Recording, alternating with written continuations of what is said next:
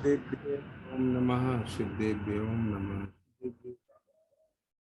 नमो अरहन्ताणं नमो सिद्धाणं नमो आयरीयाणं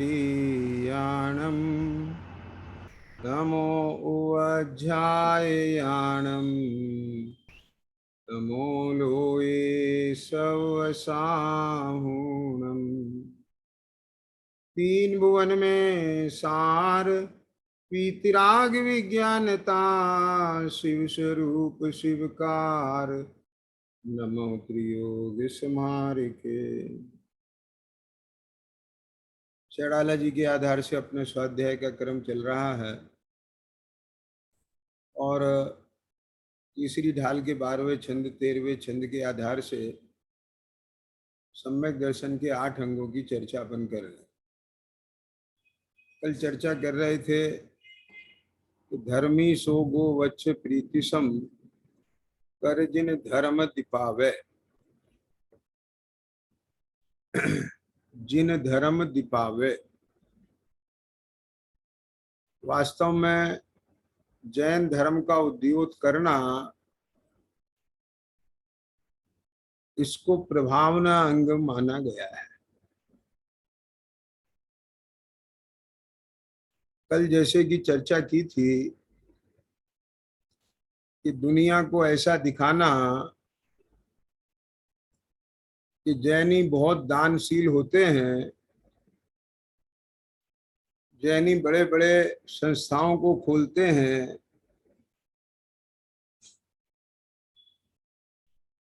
जैनी बहुत दयालु होते हैं,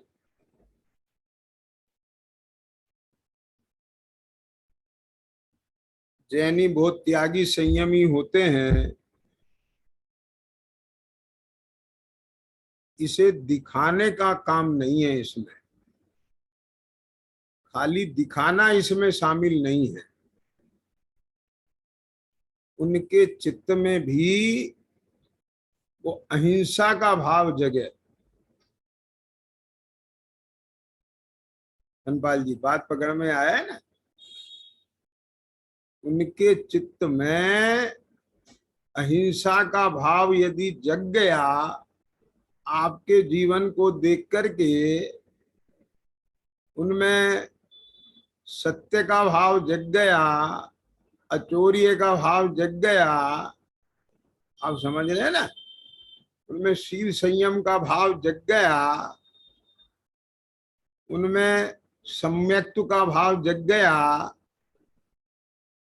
उनमें वीतरागी देवगुरु धर्म का स्वरूप ख्याल में उनके आ गया। क्या ख्याल में? आप बात समझ रहे हैं ना मैं जो कहना जा रहा हूं? उनको जीवादि सात तत्व के प्रति उनका भाव जागृत हो गया, उसे समझने की जिज्ञासा बन गई, तो समझ लो आपका जो ये आयोजन है ये सफल हुआ है।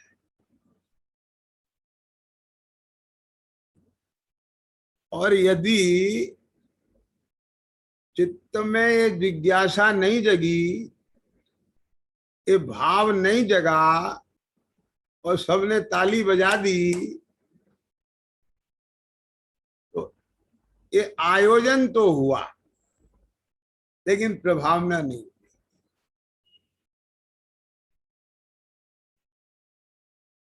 आप बात को समझने की चेष्टा करना है, ध्यान देना।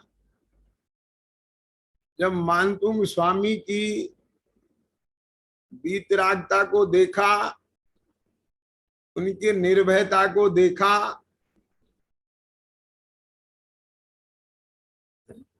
तो उसका प्रभाव ये पड़ा कि राजा सहित नगर की प्रजा उनके हृदय में वीतरागी श्रवण संस्कृति के प्रति श्रद्धा का भाव जगा। बात को समझना, मैं जो बात कह रहा हूं, आप क्या समझ रहे हैं? ये जो 700 मुनिराज की जो कथा है ना, ये विष्णु कुमार मुनिराज की, इसमें वात्सल्य ही अंग नहीं है, इसमें प्रभावना अंग भी है। क्या धनपाल जी, कैसे है प्रभावना अंग? कि अकंपनाचार्य के वीतरागता को उन्होंने समझा, विष्णु कुमार मुनिराज के वात्सल्य को उन्होंने जाना, देखा, है ना। तब वे चारों मंत्री भी नम्रीभूत होकर के और समर्पित हो गए, और वे भी उनके शिष्य बन गए।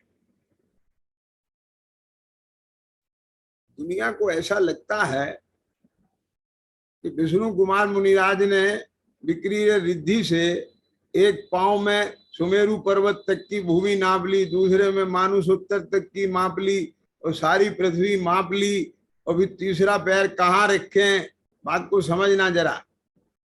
तो उनका ऐसा विराट रूप देख करके वे उससे प्रभावित हो गए, उन्होंने जैन धर्म मान लिया।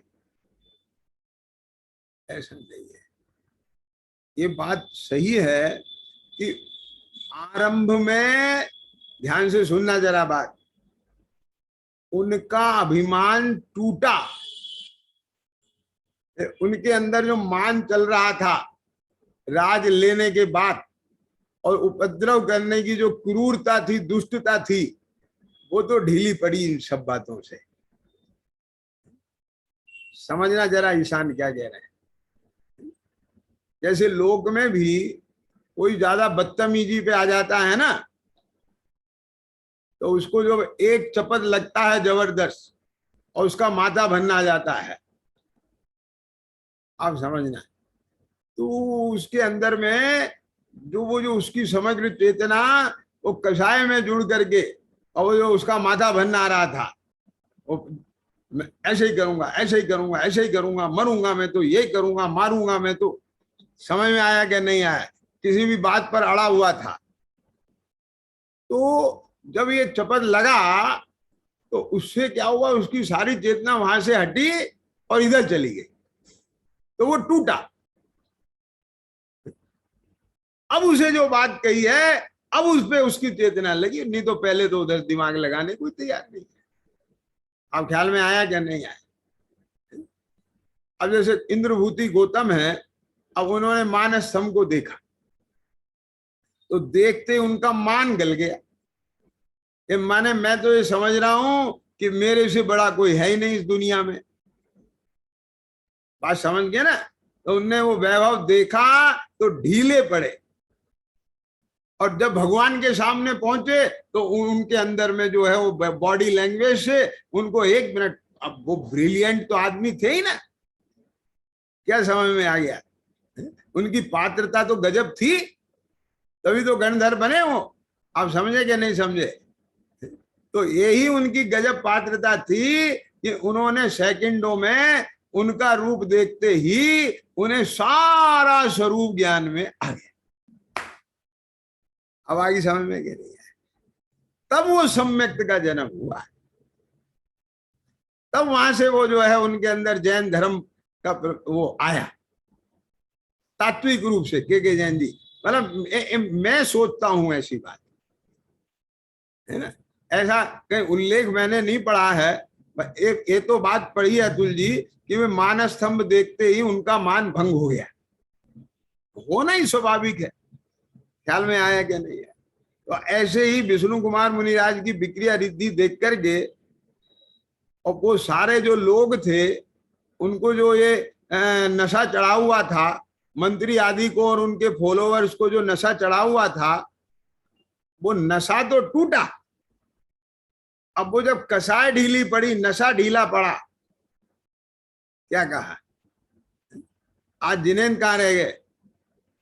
तो वो जब नशा ढीला पड़ा, तो अब उस ढीले नशे में क्या समझ में आया? तो ढीले नशे में अब उसके दिमाग ने काम करा कि मैं जिन्हें गलत समझ रहा हूं वे गलत नहीं है, हम गलत हैं। अरे देखो तो सही, ये क्या देखो, इन बीतरागी संतों की समता, इनका धैर्य, क्या बोला है, इनकी निशंकता, इनकी निर्भयता, इनकी अकंपता, गजब। मैं तो पागल हो गया था।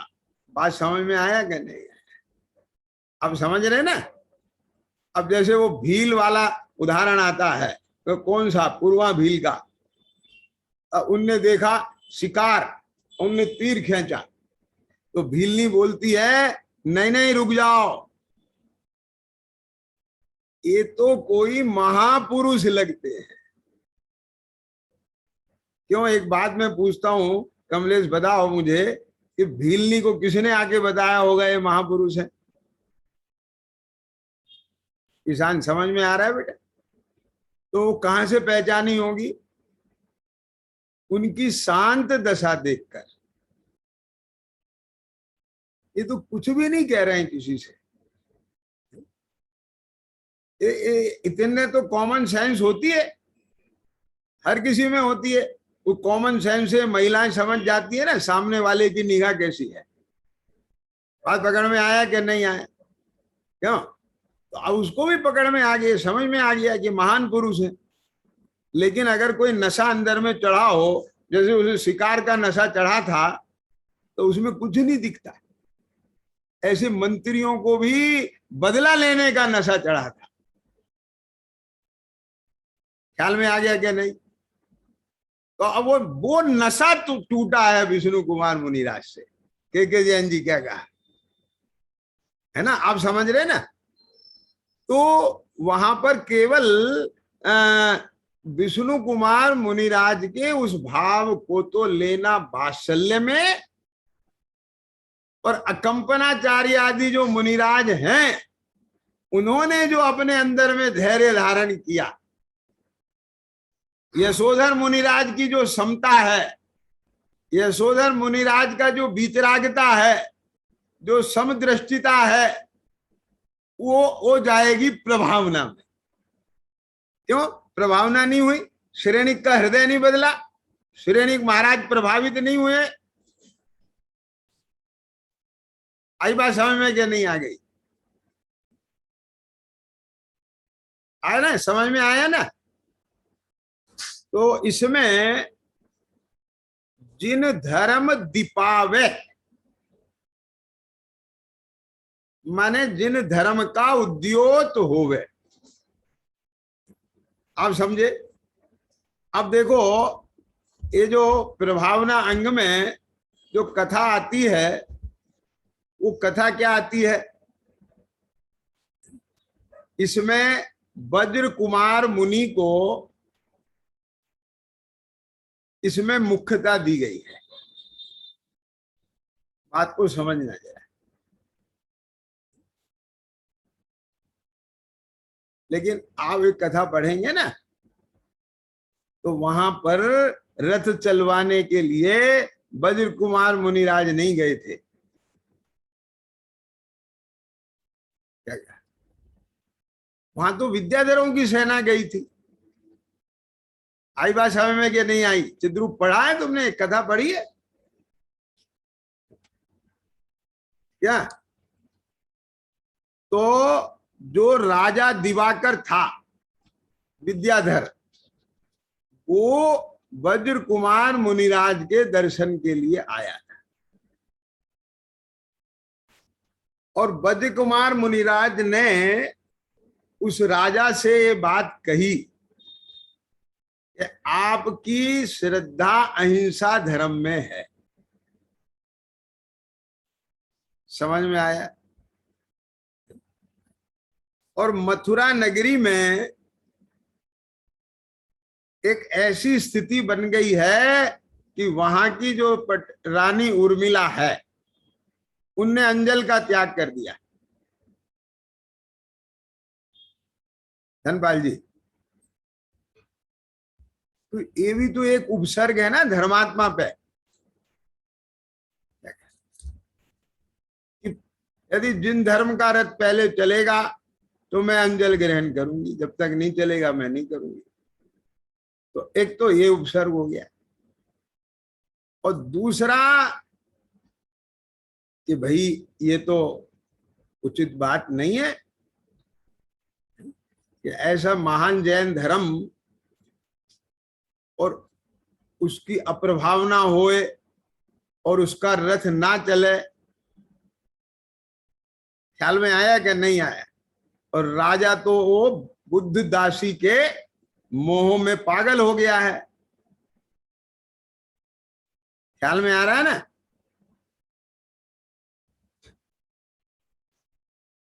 तो अब क्या किया जाए? तो उन्होंने उस राजा दिवाकर को प्रेरणा दी, और वो राजा दिवाकर मुनिराज से प्रेरित होकर तब वो अपने पूरे विद्याधरों की सेना को लेके मथुरा नगरी में ऐसे पहुंचा, और उसने अपनी विद्या से वहां पर भगवान का रथ निकाला और सब इतना प्रजा बना दी, सब कर दिया।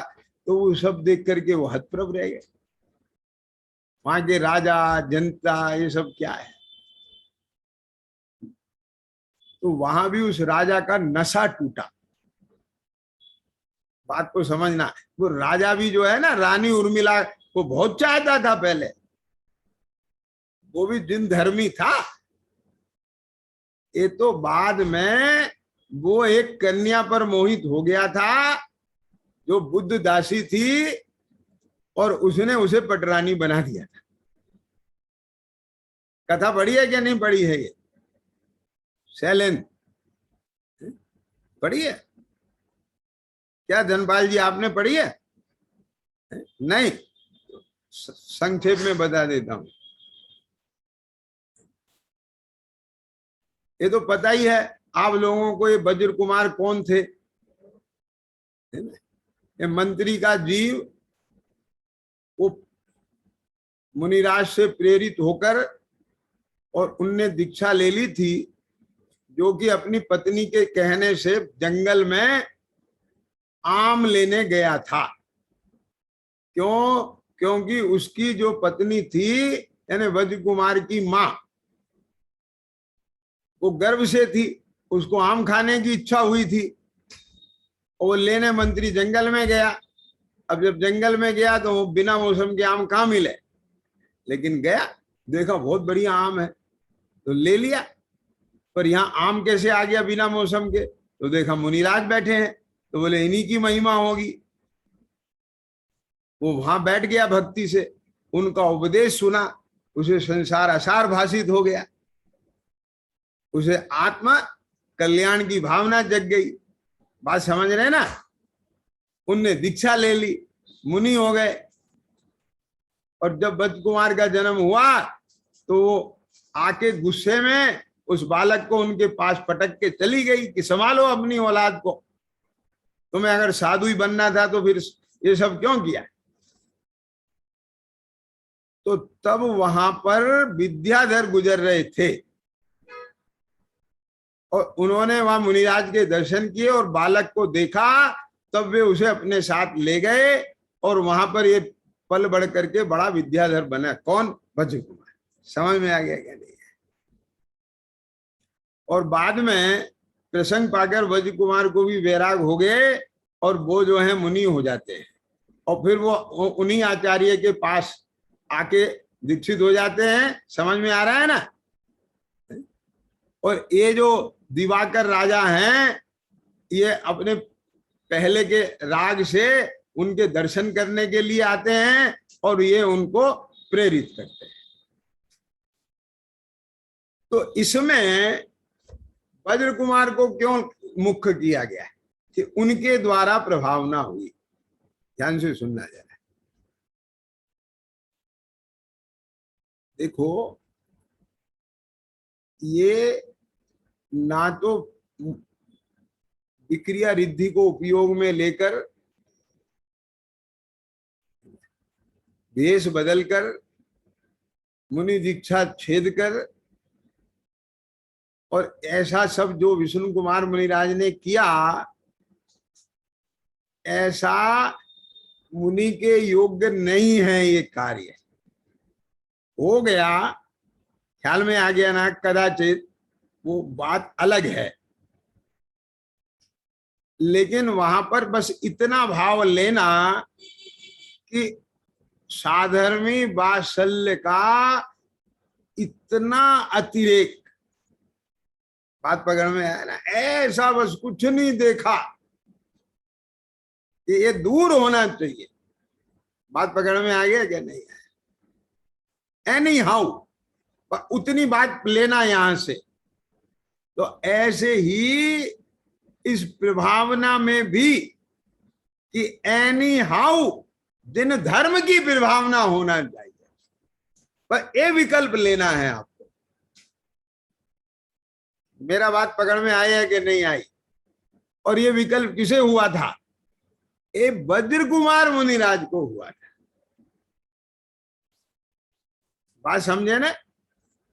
ये मुनिराज के काम नहीं है ये सब करना कराने के। लेकिन जिन धर्म की ऐसे बनी तो वहां पर अप्रभावना की बात आ गई। देखो मेरी बात समझना जरा। एक और कथा आती है कि नहीं अपने आगम में? एक कौन सी? कि राजा के दरबार में जाकर के कुछ मंत्रियों ने ये बात कही थी, है ना, कि जैनियों के साधु तो कोड़ी होते हैं। याद आ गया? आप कुछ भी कहो, मैं पढ़ी होगी ना आपने। तो अब वो दरबार में जो एक जिन भक्त मंत्री थे, तो उनने कहा ऐसा नहीं है, जैन साधु तो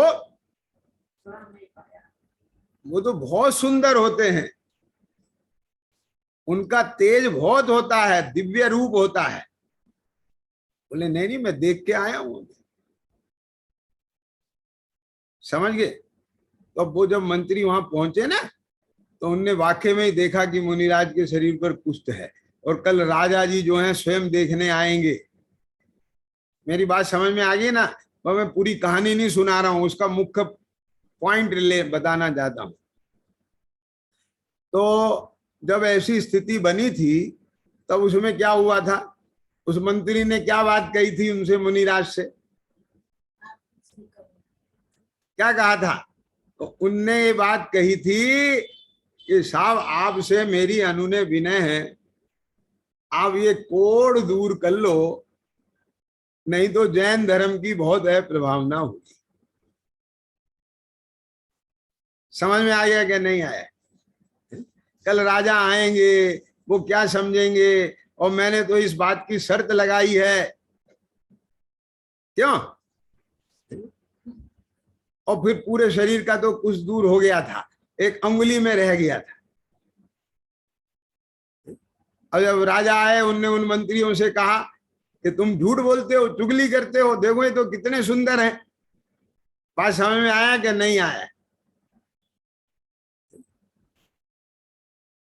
तो वो कथा आपने पढ़ी है, और भी अनेक जगह ऐसी घटनाएं आती हैं।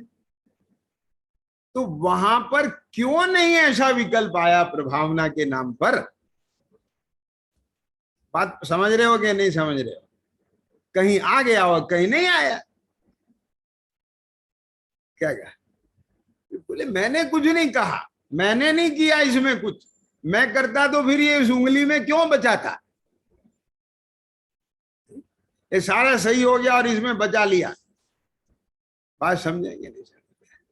अब वो जो भी है, उस बात को एक अलग करके, मेरा कहने का तात्पर्य यहाँ इतना है कि मानो यहाँ पर वो वज्र कुमार जो मुनिराज थे, उन्हें प्रभावना अंग में जो प्रसिद्ध किया गया है, वो इस बात को लेके किया गया है, हे श्रावको, ध्यान से सुनना जरा बात, हे श्रावको, आप ग्रस्त में रह करके भी अपने पंचेंद्री के विषय भोगों के लिए, अपने परिवार के लिए, अपने व्यापार के लिए तो तन मन धन अर्पण करते हो, एनी हाउ ये सब कुछ होना चाहिए, जबकि ये श्रावकों के कर्तव्य है। देखो उन्होंने मुनि होकर के भी इसमें ऐसा विकल्प उनको बना और उन्होंने राजा दिवाकर को प्रेरणा करके, आप समझ गए ना, और ये प्रभावना का कार्य कराया। तो इसका मतलब ये निकल के आया कि जैसे बने वैसे जिन धर्म की प्रभावना होना चाहिए। मतलब कि एक सम्यक दृष्टि जीव को जिन धर्म की प्रभावना का भाव आता ही आता है, बस ये है मतलब की बात। अब हम इस बिंदु पे चर्चा करेंगे। यानी कल से जो चर्चा निकल के आई है उसमें ये बात मत के निकला है नवनीत। क्या निकल के आया कि एक सम्यक दृष्टि जीव को जिन धर्म की प्रभावना का भाव ना आए ऐसा नहीं होता, उसे जिन धर्म की प्रभावना का भाव आए बिना रहता नहीं है। क्यों? अगलंग निकलंग को आया था कि नहीं आया था? समझ में आया कि समझ भल स्वामी को आया था कि नहीं आया था? जिनसेन स्वामी को आया था कि नहीं आया था? बोलो। और कुंद कुंद स्वामी को भी आया था कि नहीं आया था? ताड़पत्र पे ग्रंथ लिखे कि नहीं? पंच परमागम दिए कि नहीं? उन्हें समय सार की अद्भुत भेंट दी कि नहीं दी? कि शुद्ध परिचिदानुभूता कि सारा जगत काम भोग बंद की कथा से तो परिचित है। ख्याल में आया ना? एकत विभक्त से अनजान है। क्या विनोद जी? यानी जो प्रथम श्रुति स्कंद है, आगम है, वो आगम में बात तो है 6 द्रव्य 7 तत्व की, लेकिन जो एक दृष्टि का विषय वो खुद उनने अपने प्रवचन सार में भी लिया है उसे सबको। आगे समय में क्या नहीं आ गया?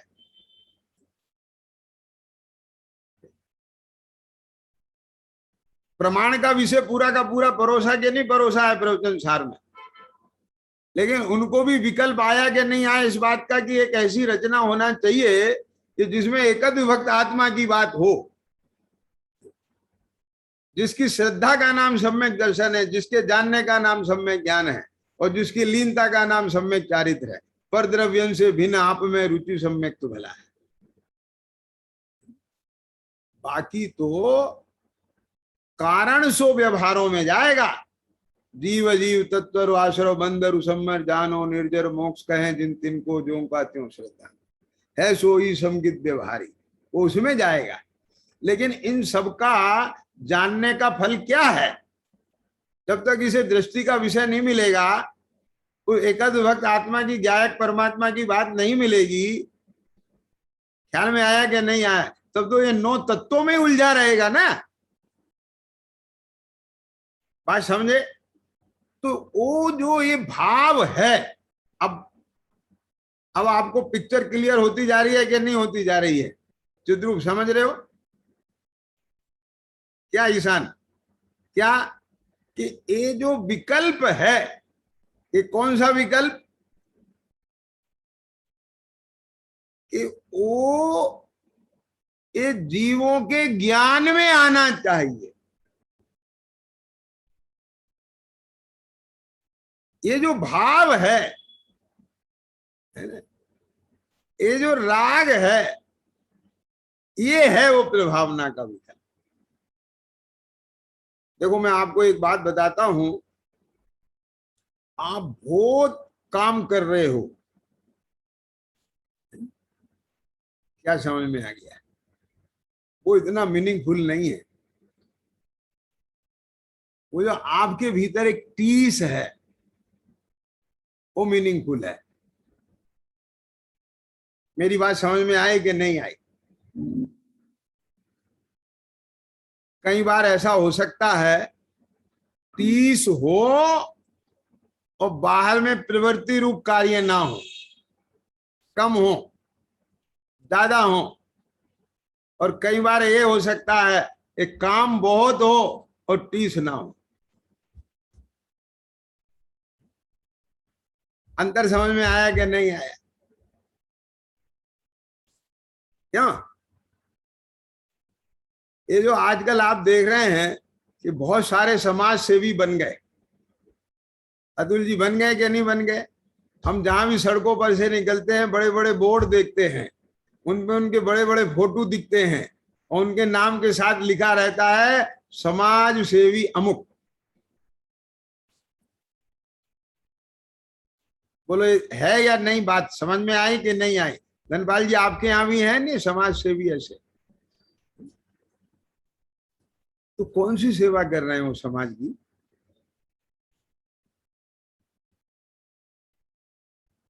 वे क्या से रहे हैं? कुछ नहीं, 2-4 लोगों को, वो भी अपने एम्प्लॉयज को, अपने कर्ताओं को 2-4 कंबल पकड़ा के फोटो खिंचवा करके फेसबुक पे डाल देते हैं, ये समाज सेवा कर रहे हैं। आगे समझ में क्या नहीं आएगी? तो इस तरह के कुछ वो सरकारी बुलंदे की तरह से है ना, दिखावट वाले सारे 2-4 काम करते हैं तो समाज सेवा बन जाते हैं। ये नहीं है समाज सेवा। समाज सेवा होती है मदर टेरेसा जैसी। क्या समझ में आई? आई बात समझ में कि नहीं आई? जो गरीबों के बीच में जाके, रोगियों के बीच में जाके, दीन दुखी अपाहिजों के बीच में जाके, और उनने कभी अपने फोटो नहीं छपवाए। लोगों ने छापे वो एक अलग बात। आगे समझ में कि नहीं आ गई? क्यों? क्योंकि वो समाज सेवा दिखाने के लिए नहीं कर रहा है, समाज सेवक बनने के लिए नहीं कर रहा है, समाज सेवी होने के लिए नहीं कर रहा है, वो तो अपने विकल्प की पूर्ति के लिए कर रहा है। अब आप समझ में आ गई कि नहीं आ गई? बोलो। ये हमारे इतने इतने आचार्यों ने ताड़ पत्रों पे ग्रंथ लिखे हैं, कैसे एक एक कांटा चुबा चुबा करके। क्यों? उनने तो अपने उन ग्रंथों पे नाम और फोटो भी नहीं रचे। बहुत सारे ग्रंथ ऐसे हैं उनमें कहीं पता ही नहीं चलता ये किसकी रचना है। शैली से अंदाजा लगाना पड़ता है कि ये उनकी रचना होना चाहिए। क्यों? कि उनने तो सिर्फ अपने विकल्प की पूर्ति की है। बात पकड़ में आ रहे है कि नहीं आ रही है? तो वो है असली प्रभावना का भाव, मैं ये कहना चाहता हूं बस।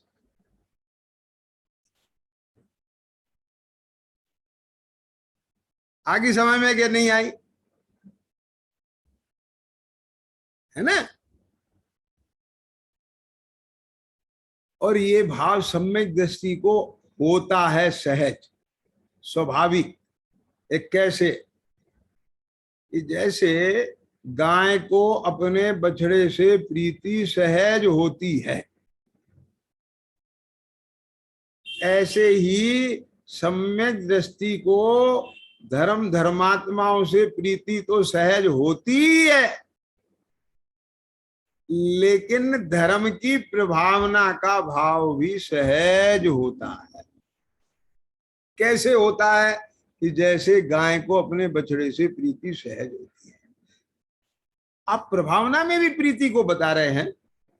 अरे मैं प्रीति को नहीं बता रहा हूं, मैं तो सहजता को बता रहा हूं, स्वाभाविकता को बता रहा हूं।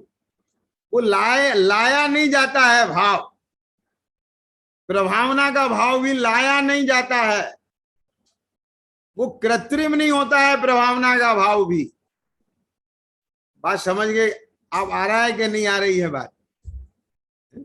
जैसे एक बालक को अपने पिता के प्रति, एक शिष्य को अपने गुरु के प्रति सहज भाव होता है, अपने गुरु का नाम ऊंचा करने का, गुरु का नाम प्रसिद्ध करने का। ख्याल में आया कि नहीं आया? अपना नहीं, गुरु का। क्या होता है ना, ऐसे ही ध्यान से सुनना, सम्यक दृष्टि को भी जिन धर्म का नाम ऊंचा करने का सहज भाव होता है। अब मैं बार बार आपको फिर वही बात कहता हूं कि वो जाति पक्ष से नहीं होता है,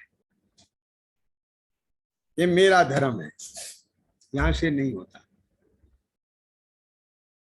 अतुल जी क्या कहा? तो कौन से पक्ष से होता है? कि अब मैं इसकी थोड़ा सा विवक्षा करना चाहता हूं। विनोद जी मेरी बात ध्यान से सुनना जरा, क्योंकि मैं वो जो इस सुई है ना, वो जिस स्टेशन पे लाना चाह रहा हूं आप उसे पकड़ें। देखो, आपको जिस वैद्य से लाभ होता है ना, क्या क्या सारी दुनिया के वैद्यों से लाभ नहीं हुआ, और जिस वैद्य से लाभ होता है, मैं आपसे पूछता हूं, आप 4 लोगों को उसके गीत क्यों गाते हो? वैद्य जी ने कहा था मेरी मेरे 4 लोगों को बताना। देखियो, क्यों? अब ये तो अनुभव है कि नहीं आपको? क्या? अरे ये बात तो छोड़ो।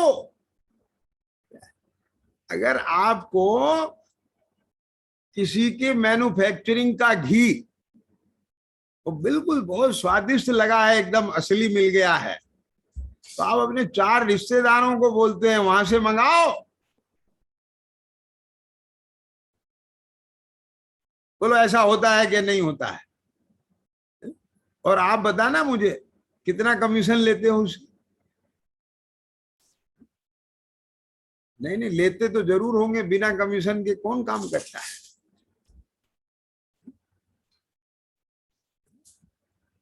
ख्याल में आया कि नहीं आया? लोग तो मुझे भी नहीं छोड़ते हैं, है? मैं ये तो मैं जानता हूं कि मैं क्या करता हूं,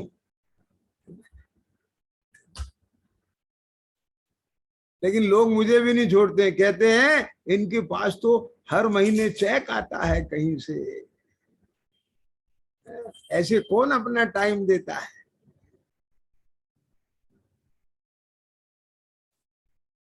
ख्याल में आया कि नहीं आया? हमने कहा भैया इससे तो बहुत बढ़िया चीज है, आप भी मंगा लो चेक।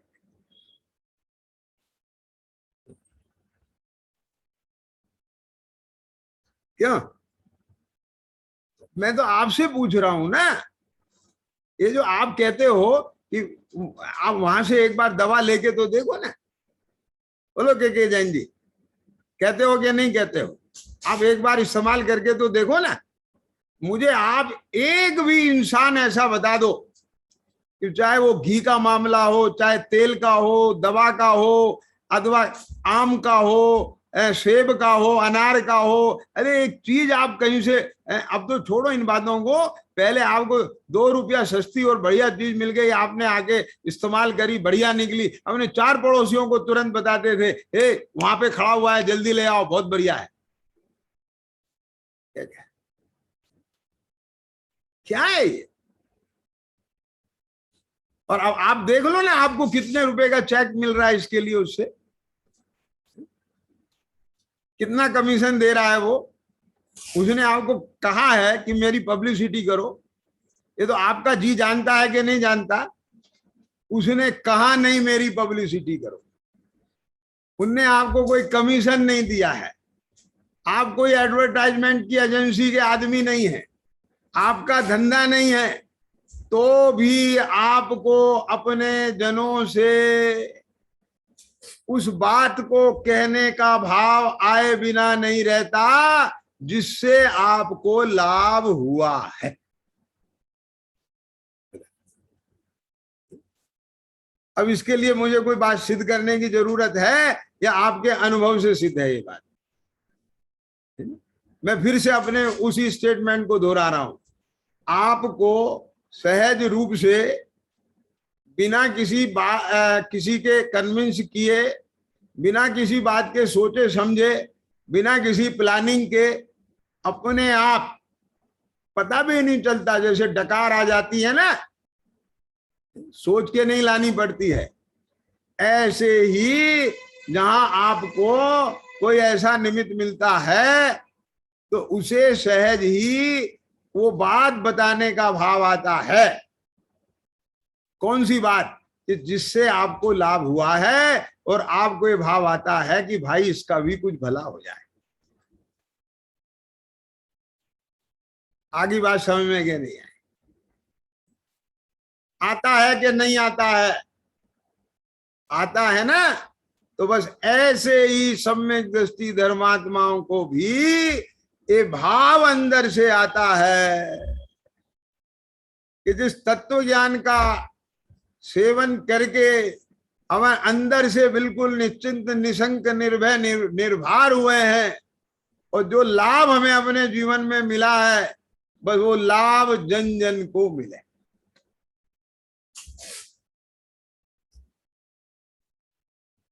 अब मैं आपसे पूछता हूं, लाभ तत्व ज्ञान से मिला है, लाभ सम्यक ज्ञान से मिला है, लाभ भेद विज्ञान से मिला है कि बैंड बाजों से मिला है,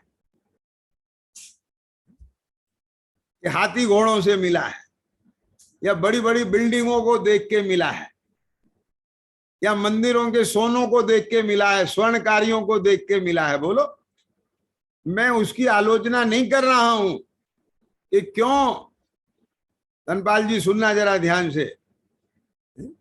अरे अपने भगवान आदर्श को इस मंदिर में अपन स्थापित कर रहे हैं, बात को समझना। हम स्वधर्म नहीं है, कुबेर नहीं है, भगवान को उसकी जरूरत नहीं है, वे तो अंतरिक्ष में अधर विराजते हैं। लेकिन स्वधर्म और कुबेर को ऐसा भाव आता है कि इतना विशाल समवसरण बनना चाहिए। हम तो कुछ भी नहीं बना सकते उस जिनालय को, जिन मंदिर में की रचना हम क्या कर पाएंगे? समझ में आया कि नहीं आया?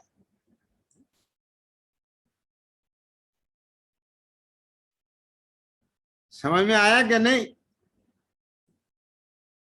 तब चरणों में क्या धरूं, आत्म से सब हीन, सो तो प्रभु तुमने दियो चरण शरणाधीन।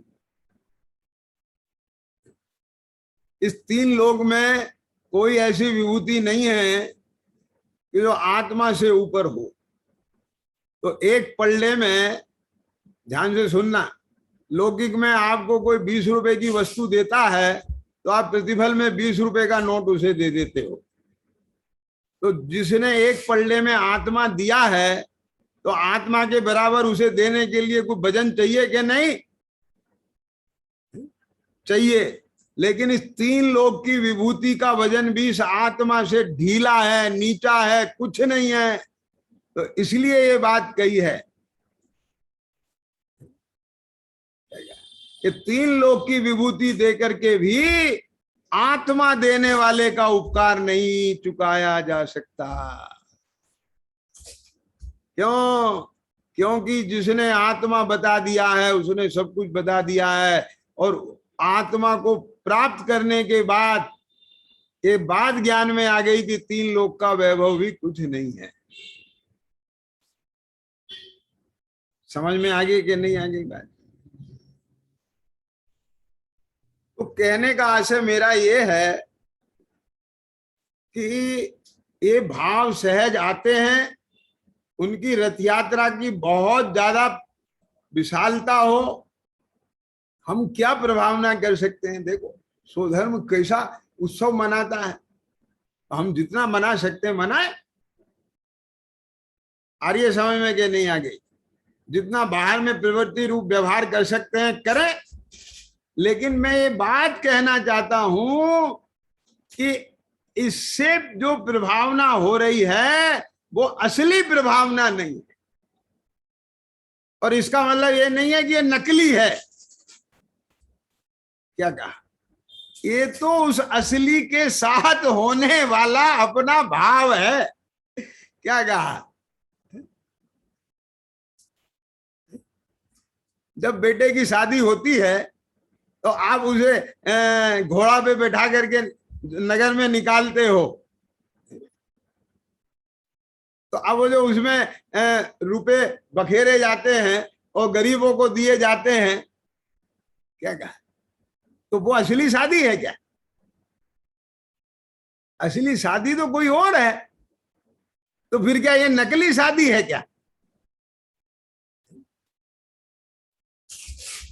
तो आपने ये क्यों कहा ये असली शादी नहीं है, असली शादी कोई और है? ये इसलिए कहा है कि तुमने इसे ही असली शादी मान लिया है। बात पकड़े कि नहीं पकड़ में आया? क्या कह रहे हैं कि समझ में आया ना? ये तुमने ये हाथी घोड़ा निकालना और ये सब करना, इसे ही प्रभावना मान लिया है, हो गई जैन धर्म की प्रभावना। ये मैं इसलिए कह रहा हूं कि जैन धर्म की प्रभावना इससे होती, लेकिन अब इससे नहीं हो रही है। इससे तो और उल्टी है, प्रभावना हो रही है। ये कैसे कि बताता हूं। लौकिक में ये कहते हैं कि अपने गांठ की पूंजी से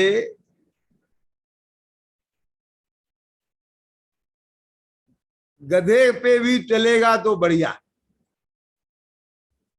और उधार की पूंजी से हाथी पे भी चलेगा तो अच्छा नहीं है। समझ में आ रहा है क्या नहीं आ रहा है? अपने घर की खुद की साइकिल है तेरे पास तो बहुत बढ़िया, और कर्जे का तेरे पास हेलीकॉप्टर है तो अच्छा नहीं लग रहा है बेटा। बोलो ये सुनी है कहावत? लोग क्या कहेंगे? इतना कर्जा है, लोग दरवाजे पर पैसा मांगने आते हैं, उनका तो पैसा दिया जाता नहीं है, और हेलीकॉप्टर में घूमता फिरता है। समझ में आ रही है कि नहीं आ रही बात? अब बहुत मार्मिक बात कहने जा रहा हूं मैं। देखो तो सही, इन जैनियों को बैंड बाजों में लाखों रुपए खर्च कर देते हैं, अपने मंदिरों में सोना जड़वा देते हैं, लेकिन अपने व्यवसाय के कर्मचारियों का खून चूसते हैं। जिसका एक बार ले लेते हैं, देने का नाम नहीं लेते हैं। तो अब ये प्रभावना का काम हो रहा है। वो अगर यहां से प्रभावना हो, यहां उंगली उठाने की बात ना हो, और उसके साथ वो हो, तो सुंदरता है। बात समझ में आ गई कि नहीं आ गई? क्या अतुल जी बोलो, मुझे बता। पंच कल्याणक में करोड़ों रुपए खर्च हो जाते हैं, और एक पुजारी ये कहता रह जाता है कि 500 रुपए में तय किए थे और बाद में 400 रुपए में हिसाब कर दिया। क्या समझ में आ गई? तो क्या हुआ? ये पंच कल्याणक हुआ क्या? धनपाल जी बोलो, मुझे बता। समझ में आ रही है कि नहीं आ रही बात? कहने का तात्पर्य यह है कि असली प्रभावना जीवन से होगी, असली प्रभावना भगवान ने जो तत्व बताया है उससे होगी, और जिसके वो होगी उसके जो भगवंतों के प्रति सहज बहुमान में ये जितना भी व्यवहार बाहर में फैलेगा, तब उससे भी होगी। क्या कह रहा हूं मैं? और यदि यहां से नहीं होगी तो अकेले उससे भी नहीं होगी, क्योंकि वह प्रभावना का निमित्त नहीं बनेगा, आलोचना का निमित्त बनेगा। कुछ बात समझ में आ गई कि नहीं आई अतुल जी? मैंने क्या कहा?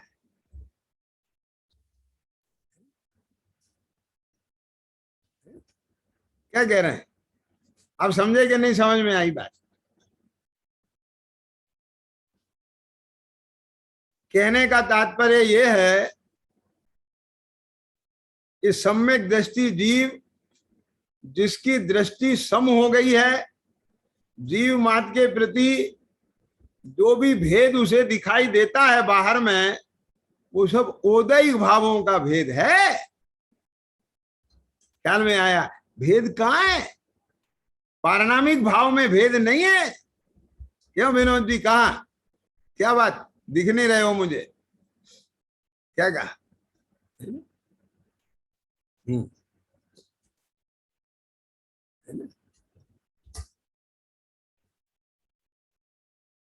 कल मैंने कहा था, बस मुझे लग रहा है कि एक दो लोगों पर ही इफेक्ट आया है। बस दो चार चेहरे नए दिखे हैं मुझे, बाकी सब बंद हैं। क्या कहा?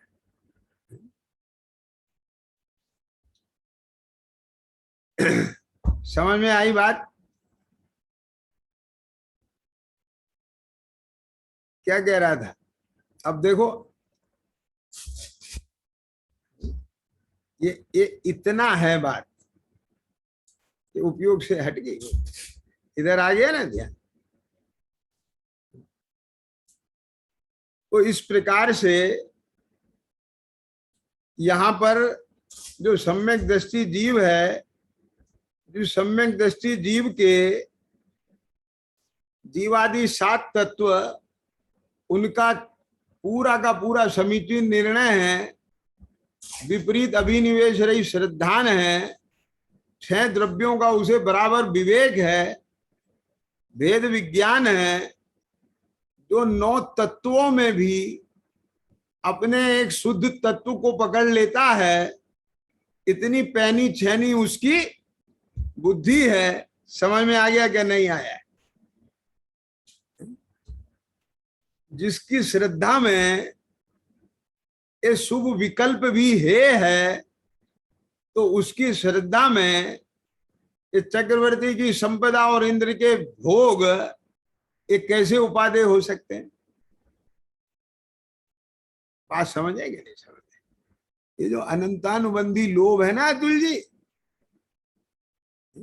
इसके जाने पर जो लोभ रह जाता है वो अन्याय का लोभ नहीं रहता।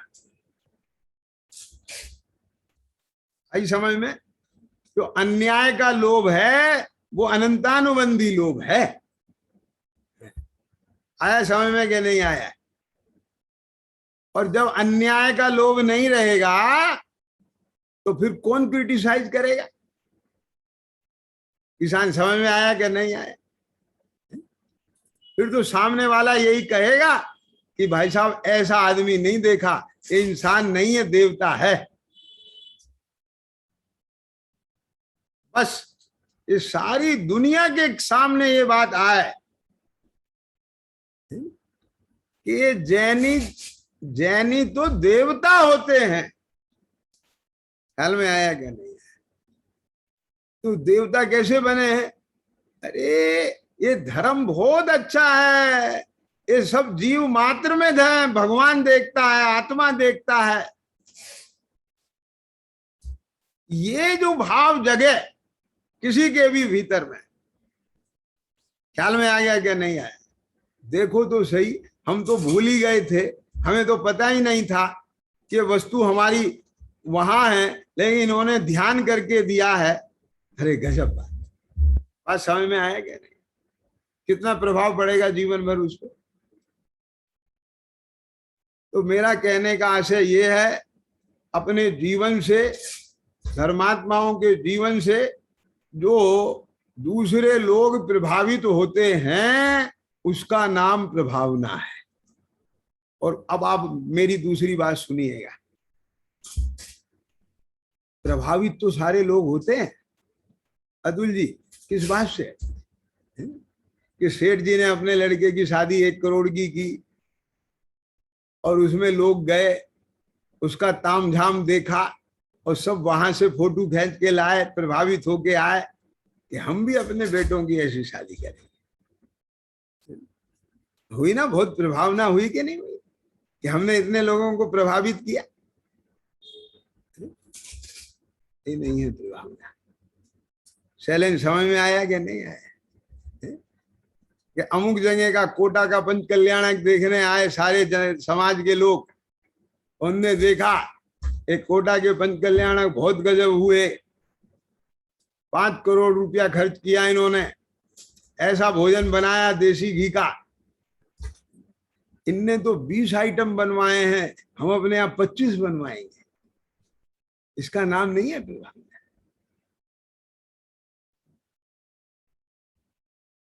आप देखो तो सही ना, अगर हम फोटो भी खींच रहे हैं, हम दूसरे से प्रभावित भी हो रहे हैं, तो हो किस पॉइंट पर रहे हैं?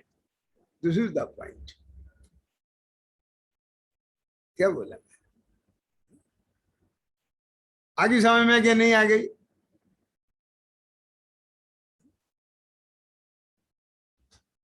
इनने 2 व्रत किए हैं, हम 3 करेंगे। मेरा कहने का तात्पर्य यह है कि प्रभावित तो होते हैं सामने वाले की शैली से, सामने वाले के वक्तव्य से, सामने वाले की वेशभूषा से। इन सबसे प्रभावित होकर हम भी अपना वेशभूषा वैसी बनाने की चेष्टा करते हैं, खान पान वैसा करने की चेष्टा करते हैं। बात को सुनते जाना बहुत मार्मिक तरीके से। क्या क्यों? बहुत चीजें बदल लेते हैं हम प्रभावित होकर, लेकिन असली चीज तो बदली नहीं।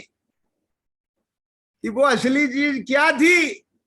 कि तेरी मान्यता पंचेंद्रिय के विषयों में से तेरी सुख बुद्धि और देह में एकत्व बुद्धि, जो असली जैन धर्म है, क्या कहा? वो तो बदला ही नहीं है। उसकी तो तेने कोई प्रभावितपना आया ही नहीं, तेरे अंदर प्रभाव बना ही नहीं है। तूने तो बाहर की चीजों को से प्रभावित हुआ है और बाहर की चीजों की कॉपी की है। तो ये नहीं है प्रभाव। बात पकड़ में आ रही है कि नहीं आ रही है? इसलिए प्रभावना का स्वरूप बहुत पवित्र है, उसे पवित्र हृदय से ग्रहण करना चाहिए। प्रभावना को केवल बाह्य प्रवृत्ति तक सीमित ना करें। इसका जो मूल तत्व है, मूल पहचान है, उसे समझें, उसे पहचानें। इस मंगल भावना के साथ अभी विराम लेता हूं और विशेष चर्चा करेंगे। शुद्ध स्वरूपी अविनाशी मैं आत्म स्वरूप सहजानंदी शुद्ध स्वरूपी अविनाशी।